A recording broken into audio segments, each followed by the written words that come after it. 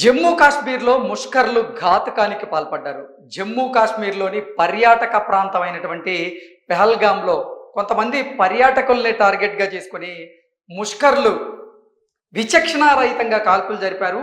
ఆ కాల్పులలో 27 మంది పర్యాటకులు మరణించగా మరో 20 మంది క్షతగాత్రులయ్యారు. ఆ క్షతగాత్రులకి ఇప్పుడు చికిత్స అందుతోంది. అయితే ఈ పర్యాటకుల మీద విచక్షణారహితంగా కాల్పులు జరిపినటువంటి ముష్కర్లు ఎవరైతే ఉన్నారో వారి ఫోటోలను ఇప్పుడు భారత ప్రభుత్వం విడుదల చేసింది. వారి ఫోటోలను ఒకసారి మనం చూసి వారి పేర్లు ఏంటనేది విశ్లేషణ చేసుకునేటువంటి ప్రయత్నం చేద్దాం. ఇక్కడ మనం ఈ పిక్చర్లో చూస్తున్న నలుగురు ఎవరైతే ఉన్నారో ఆ నలుగురే ఈ పెహల్గావ్లో పర్యాటకుల్ని విచక్షణారహితంగా కాల్చి చంపిన వారు ఎవరైతే ఉన్నారో ఈ నలుగురే ముష్కర్లే. వారు ప్రధానంగా వారి పేర్లు ఏంటి, వారు ఏ సంస్థకు చెందిన వారు అనేది మనం ఒకసారి విశ్లేషణ చేసుకుంటే, పహల్గావ్లో నిరాయుధులైనటువంటి పర్యాటకుల మీద దాడి చేసినటువంటి ముష్కర్లు వీరే అంటూ వీరిలో ఒకరు వచ్చేసి ఆసిఫ్ ఫుజీ, సులేమాన్ షా, అబూ తలహాగా అధికారులు గుర్తించారు. నిన్న వీరు జరిపినటువంటి కాల్పుల్లో 26 నుంచి 27 మంది పర్యాటకులు చనిపోయినటువంటి విషయం మనందరికీ తెలిసిందే. అసలు వీరు ఏ సంస్థకు చెందినవారు అనేది గనక మనం ఒక్కసారి చూసేటువంటి ప్రయత్నం గనక చేస్తే, వీరు టీఆర్ఎఫ్ అనేటువంటి ఉగ్రవాద సంస్థకు చెందినటువంటి ముష్కర్లు. వీరు టీఆర్ఎఫ్ అనేటువంటి ఉగ్రవాద సంస్థకు చెందినటువంటి ఉగ్రవాదులు. వీళ్ళ నలుగురే నిన్న పెహల్గావ్ ప్రాంతంలో జరిగినటువంటి ఈ ఉగ్రదాడి ఏదైతే ఉందో ఆ ఉగ్రదాడిలో ప్రధానమైనటువంటి పాత్రధారులు అంటూ కూడా మన భారత ప్రభుత్వం అలాగే ఆ విచారణ సంస్థలు కూడా వీళ్ళ నలుగురు పేర్లని తెర మీదకి తీసుకొచ్చింది. ఇక్కడ మనం చూసుకున్నట్లయితే అసలు వీరు ప్రధానంగా ఈ పెహల్గావ్ ప్రాంతాన్ని ఎందుకు ఎంచుకున్నారు దాడికి అనేది కనుక పూర్తి స్థాయిలో మనం పాయింట్ల వైజ్గా విశ్లేషణ కనుక చేసుకుంటే, పెహల్గావ్ ప్రాంతంలో భద్రత తక్కువ ఉండడం వల్ల వారు ఆ ప్రాంతాన్ని ఎంచుకున్నారా, లేదంటే అక్కడ పర్యాటకులు సందర్శకులు తాకిడి ఎక్కువగా ఉంటుంది కాబట్టి అక్కడ దాడి చేస్తే ఎక్కువ మంది మరణం బారిన పడేటువంటి అవకాశం ఉందని భావించి వీరు అక్కడ దాడి చేశారా, అసలు వీరి వ్యూహం ఏంటనేది మనం కొన్ని పాయింట్ల రూపంలో ఒకసారి విశ్లేషణ కనుక చేసుకుంటే,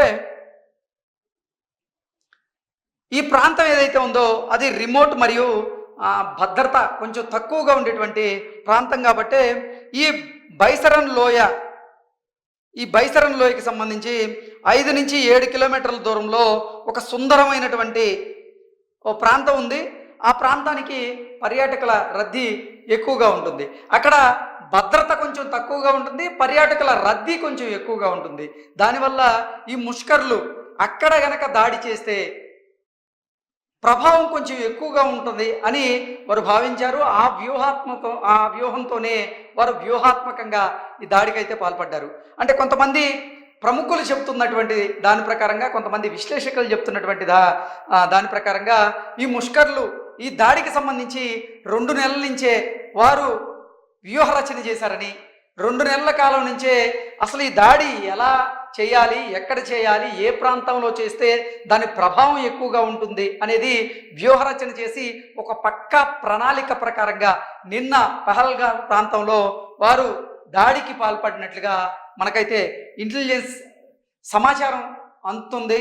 మనకి ఓవరాల్గా చూసుకున్నట్లయితే కొన్ని పాయింట్లలో ప్రకారంగా చూసుకుందాం. పర్యాటకుల సమూహం బైసరన్ లోయ అలాగే మినీ స్విట్జర్లాండ్గా పిలువబడేటువంటి ప్రసిద్ధ పర్యాటక గమ్యస్థానం అయినటువంటి ఈ పెహల్గావ్లో దేశ విదేశాల నుండి అనేక మంది పర్యాటకులు అయితే అక్కడికి వస్తూ ఉంటారు. ఉగ్రవాదులు ఈ ప్రాంతంలో పెద్ద సంఖ్యలో పర్యాటకులను లక్ష్యంగా చేసుకుని వారు దాడులకు పాల్పడితే అక్కడ ఆ దాడికి సంబంధించినటువంటి ప్రభావం ఎక్కువగా ఉంటుంది. వారు కోరుకున్నట్లుగా ఎంతోమంది మృత్యువాత పడేటువంటి అవకాశం ఉంది కాబట్టి ఆ ప్రాంతాన్ని వారు ఎంచుకోవడం జరిగింది. అలాగే వారు సైనిక యూనిఫామ్లో అయితే వచ్చారు. నిజంగా చెప్పాలంటే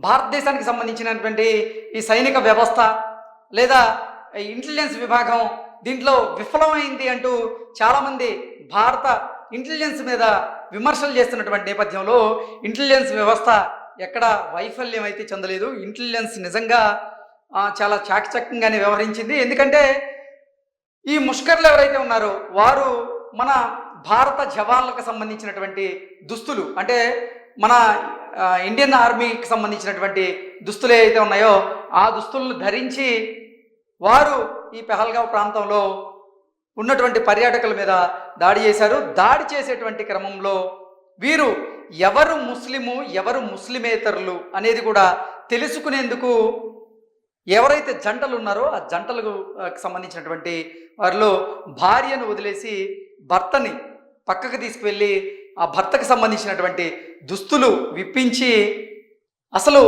వారికి సుంతి చేసుందా లేదా, వారు ముస్లింలా లేదా ముస్లిమేతరులా అనేది చూసి మరి ముస్లింలైతే వారితో ఖురాన్లోని కొన్ని పద్యాలను కొన్ని శ్లోకాలను చెప్పించారట. ముస్లిం కాని వారిని మాత్రం నిర్దాక్షిణంగా విచక్షణారహితంగా కాల్చి చంపినట్లుగా కూడా మన రా ఏజెంట్లు అయితే తెలియజేయడం జరిగింది. అలాగే ఇంటెలిజెన్స్ కూడా అదే తెలియజేయడం జరిగింది. ఓవరాల్గా చూసుకున్నట్లయితే ఈ నలుగురు ప్రధానంగా నిన్న జరిగినటువంటి దాడి ఏదైతే ఉందో దాంట్లో ప్రధానమైనటువంటి పాత్రధారులు. వీరు గతంలో కొన్ని దాడులు కూడా, అంటే భారత్తో పాటుగా కొన్ని దేశాల మీద జరిగినటువంటి దాడుల్లో కూడా ఈ నలుగురు పేర్లు ప్రముఖంగా ఉన్నట్లుగా కూడా కొన్ని వార్తలు అయితే వస్తున్నాయి. ఓవరాల్గా చూసుకున్నట్లయితే ఆ ప్రాంతంలో కొంచెం భద్రత తక్కువ ఉండడం వల్ల, అక్కడ మన సైనికులు కొంచెం తక్కువగా ఉండడం వల్ల, పర్యాటకుల రద్దీ ఎక్కువగా ఉండడం వల్ల ఆ ప్రాంతాన్ని ఎంచుకున్నారు. ఆ ప్రాంతంలో 5 నుంచి 6 కిలోమీటర్ల మేర మాత్రం ఒక పర్యాటక రంగంగా మినీ స్విట్జర్లాండ్గా దానికి పేరుంది కాబట్టి ఆ ప్రాంతాన్ని ఎంచుకుంటే ఆ ప్రాంతంలో మనం గనక దాడులు చేస్తే దాని ప్రభావం తీవ్రంగా ఉంటుంది, ఎక్కువ మంది చనిపోయేటువంటి అవకాశం ఉంటుందని భావించే పక్కా ప్రణాళికతో 2 నెలలుగా దీనికి వ్యూహ రచన చేసి మరి ఈ దాడికైతే పాల్పడ్డారు. ఇంకొకటి ఏంటంటే ఈ దాడితో ఈ కాశ్మీర్ ప్రాంతం మాదే అని చెప్పేటువంటి ప్రయత్నం అయితే చేశారు. కాశ్మీర్ ప్రాంతాన్ని మేము ఎట్టి పరిస్థితుల్లో వదులుకునేది లేదు అని చెప్పడానికే ఈ ముష్కర్లు నిన్న కాశ్మీరీ లోయని దాటి, అంటే భారత భూభాగంలోకి చొచ్చుకొని మరి వచ్చి ఇక్కడ మన పర్యాటకుల మీద వీరు దాడి చేయడం జరిగింది. నిన్న చూసుకున్నట్లయితే ఎంతోమంది క్షతగాత్రులు ఈరోజు ఆసుపత్రిలో చికిత్స పొందుతూ ఉన్నారు. వారు కూడా ప్రాణాలతో పోరాడుతూ ఉన్నారు.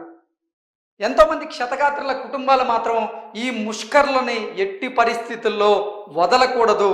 గతంలో పుల్వామా ఘటన తర్వాత భారత ప్రభుత్వం పాకిస్తాన్ భూగర్భంలో నుంచి ఎలా అయితే సర్జికల్ స్ట్రైక్స్ చేసిందో ఈసారి కూడా మనం ప్రతీకారం తీర్చుకొని తీరాల్సిందే అంటూ కూడా క్షతగాత్రుల కుటుంబాలు అయితే వారు డిమాండ్ చేస్తూ ఉన్నారు. అదే కాదు, 140 కోట్ల మంది భారతీయుల్లో 100 కోట్ల మందికి పైగా ఈ ఘటనకి మనం ప్రతీకారం తీర్చుకొని తీరాల్సిందే అంటూ డిమాండ్ చేస్తూ ఉన్నారు. ఇక ఈ ఘటనకి మాకు ఎటువంటి సంబంధం లేదు, అసలు ఈ ఘటనలో మా ప్రమేయం లేదు అంటూ కూడా పాకిస్తాన్ ప్రభుత్వంతో పాటుగా పాకిస్తాన్కి సంబంధించినటువంటి కొంతమంది సైనిక అధికారులు కూడా ముందుకొచ్చారు. మంత్రులు కూడా ముందుకొచ్చి అసలు ఈ ఘటనకి మాకు సంబంధం లేదు అంటూనే ఈ ఘటనను ఖండించేటువంటి ప్రయత్నం వాళ్ళు చేశారు. పాకిస్తాన్ ప్రమేయం లేకుండానే టిఆర్ఎఫ్ అనేటువంటి ఉగ్రవాద సంస్థ ఈ ఘటనకు పాల్పడిందా అంటే దీంట్లో ఎన్నో ప్రశ్నలు అయితే ఉంటాయి. పాకిస్తాన్ ప్రమేయం లేకుండా ఈ ఘటన జరిగేటువంటి అవకాశం అయితే ఎట్టి పరిస్థితుల్లో లేదు. ఎందుకంటే ఇంతకు ముందు ఈ ఉగ్రవాద సంస్థ ఏదైతే కొన్ని దాడులు చేసినాయో ఆ దాడుల్లో కూడా వీళ్ళలో 2 పేర్లు ప్రముఖంగా అయితే వినపడ్డాయి. కాబట్టే పాకిస్తాన్కి సంబంధించినటువంటి ప్రభుత్వ అధికారుల సహాయంతోనే ఈ ఉగ్రదాడి జరిగింది అంటూ కొంతమంది అంతర్జాతీయ విశ్లేషకులైతే వారి శైలిలో విశ్లేషణను అందజేస్తూ ఉన్నారు. ఏది ఏమైనప్పటికీ భారత ప్రభుత్వం మాత్రం ఈ ఘటనను చాలా సీరియస్గా తీసుకుంది. దీనికి కారణం ఏంటి అంటే అమెరికా ఉపాధ్యక్షుడు భారత పర్యటనలో ఉన్నటువంటి సమయంలో ఈ దాడి జరిగింది. అంటే ముష్కర్లు లేదా ఈ ఉగ్రవాద సంస్థ భారతదేశంలో భద్రత లేదు అనేది ఇతర దేశాలకు ప్రూవ్ చేసేటువంటి ప్రయత్నం చేశారు. అందులో భాగంగానే ఇటువంటి ఘటన జరిగి ఉండొచ్చు అంటూ కొంతమంది అనుమానాన్ని వ్యక్తం చేస్తూ ఉంటే, మరికొంతమంది మాత్రం లేదు, కేవలం కాశ్మీర్ కోసం మాత్రమే ఈ పోరాటం చేస్తున్నారు ముష్కర్లు అంటూ మరికొంతమంది వారిదైన శైలిలో విశ్లేషణ చేస్తూ ఉన్నారు. ఏది ఏమైనప్పటికీ ఈ ముష్కర్లు చేసినటువంటి ఈ ఘటన ఏదైతే ఉందో దీని పట్ల భారతీయులతో పాటుగా ఇతర దేశాలకు సంబంధించినటువంటి అధ్యక్షులు కూడా దీన్ని ఖండిస్తూ ఉన్నారు. దీని తీవ్రత అంటే మన భారత ప్రభుత్వం ప్రతీకారం తీర్చుకుంటుందా లేదా, అసలు కౌంటర్ అటాక్ ఉంటుందా లేదా అనేది పక్కన పెడితే, మోదీ ప్రధానిగా మారిన తర్వాత మాత్రం నిజంగా ఉగ్రవాద సంస్థలు భారత్ మీద దాడులు చేయడానికి కొంత ఆలోచించాయి.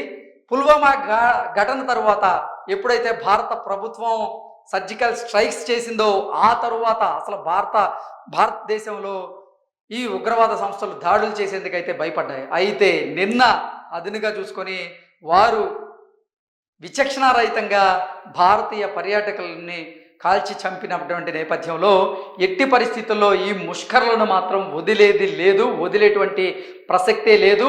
అందులో భాగంగానే సౌదీ అరేబియా పర్యటనలో ఉన్నటువంటి ప్రధాని మోదీ గారు కూడా భారతదేశానికి తిరిగి వచ్చారు. అత్యవసరమైనటువంటి సమావేశం వాళ్ళు ఏర్పాటు చేసుకున్నారు. తర్వాత అసలు మనం ఏం చేయాలి అనేది కూడా వారు ఆ అంశాల మీద కూలంకుషంగా వారు చర్చలు జరుపుతున్నట్లుగా కూడా తెలుస్తూ ఉంది. ఏది ఏమైనప్పటికీ భారత ప్రభుత్వం నుంచి మాత్రం ఈ ముష్కర్లకి ఈ ఉగ్రవాద సంస్థకి ఖచ్చితంగా గట్టి ఎన్కౌంటర్ లేదా మన సైడ్ నుంచి ఖచ్చితంగా కౌంటర్ ఇచ్చేటువంటి ప్రయత్నం అయితే ఉంటుంది అంటూ కూడా చాలామంది అయితే అభిప్రాయాన్ని వ్యక్తం చేస్తూ ఉన్నారు. Thank you so much.